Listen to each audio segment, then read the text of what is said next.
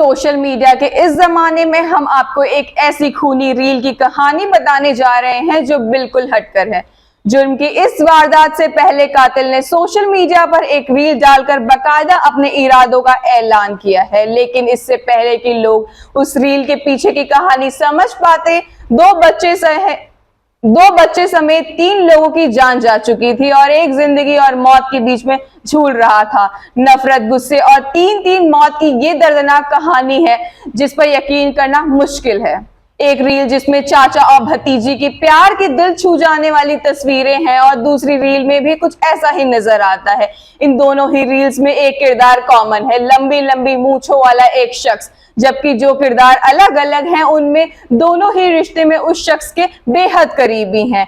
एक है उसकी 12 साल की भतीजी दिव्यांशी और दूसरा महज 9 महीने का उनका नन्हा सा भतीजा सूर्य प्रकाश। सोशल मीडिया पर मौजूद ये रील्स ये बताने के लिए काफी है कि चाचा को अपने इन लाडलों से कितना प्यार है और वो अक्सर इस प्यार का सोशल मीडिया पर यूं ही इजहार किया करता है। लेकिन अपने भतीजी के साथ जिस प्यार भरे रिश्ते को देखकर कल तक दुनिया रश करती थी, आज उसी रिश्ते का अंत जानकर उस पर यकीन करना मुश्किल हो रहा है, क्योंकि इस चाचा पर ही अपने इन फूल जैसे मासूम भतीजा भतीजी के कत्ल का इल्जाम है।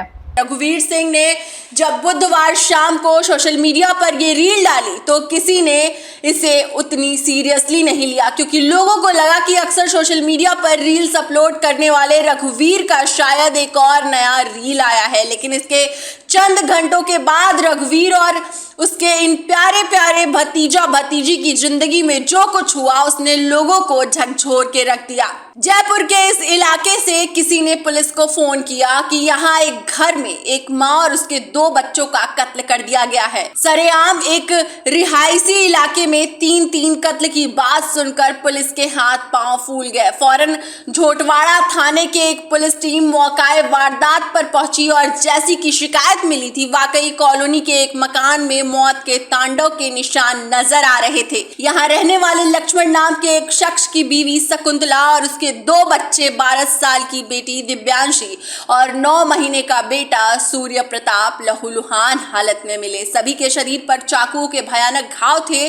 पूरे मकान में खून की धाराएं बह रही थी। मौके पर ही शकुंतला का पति यानी इन बच्चों का पिता लक्ष्मण भी मौजूद था, लेकिन उसे घर में घुस आए हमलावर के बारे में कोई जानकारी नहीं थी और उसने फौरन ही अपने जख्मी परिवार को जयपुर के ही एसएमएस अस्पताल पहुंचाया। लेकिन अस्पताल में डॉक्टरों ने दोनों बच्चों को मुर्दा करार दिया, यानी अस्पताल लाए जाने से पहले ही उनकी मौत हो चुकी थी, जबकि बच्चों की मां शकुंतला की हालत नाजुक बनी हुई थी। पुलिस ने एफएसआई की टीम को भी मौके पर बुलाया और सबूत इकट्ठा करने की कोशिश की। शुरुआती छानबीन में पुलिस को पता चला कि लक्ष्मण की बीवी बच्चों पर हमला करने वाला कोई और नहीं बल्कि लक्ष्मण का छोटा भाई रघुवीर ही था, जो बाइक लेकर यहाँ पहुंचा था।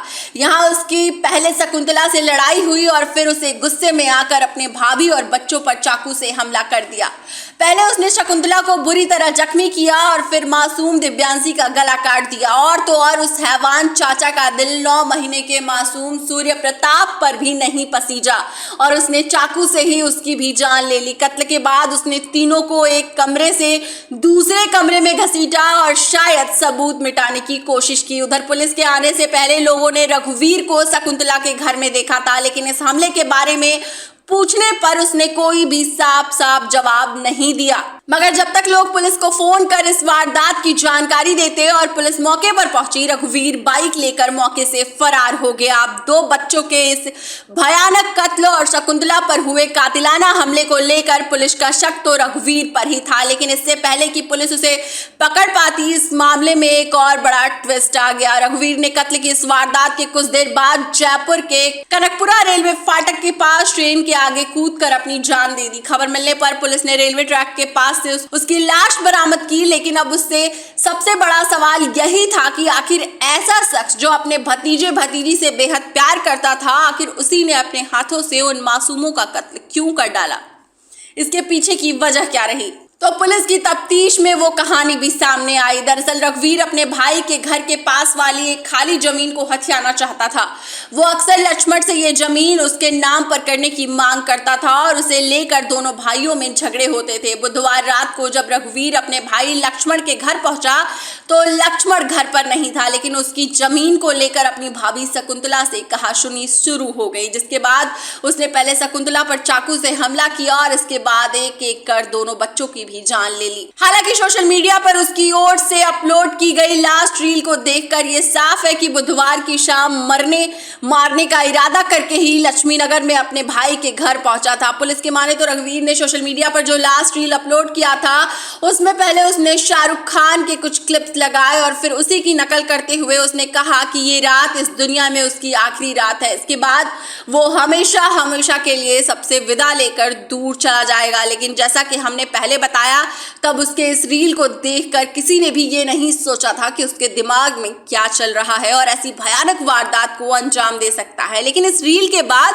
जब उसने अपने ही घर लाशें बिछाने की शुरुआत कर दी और अपने ही छोटे छोटे और प्यारे प्यारे भतीजे भतीजी को अपनी नफरत का शिकार बनाया, उससे लोगों को ये बात समझ में आ गई कि आखिर रघुवीर के दिमाग में क्या चल रहा था। फिलहाल पुलिस ने शकुंतला के बयान पर रघुवीर के खिलाफ केस तो दर्ज कर लिया है, लेकिन 2 बच्चों के कत्ल का मुलजिम रघुवीर अब खुद ही इस दुनिया से दूर जा चुका है। डेस्क रिपोर्ट, अटल टीवी।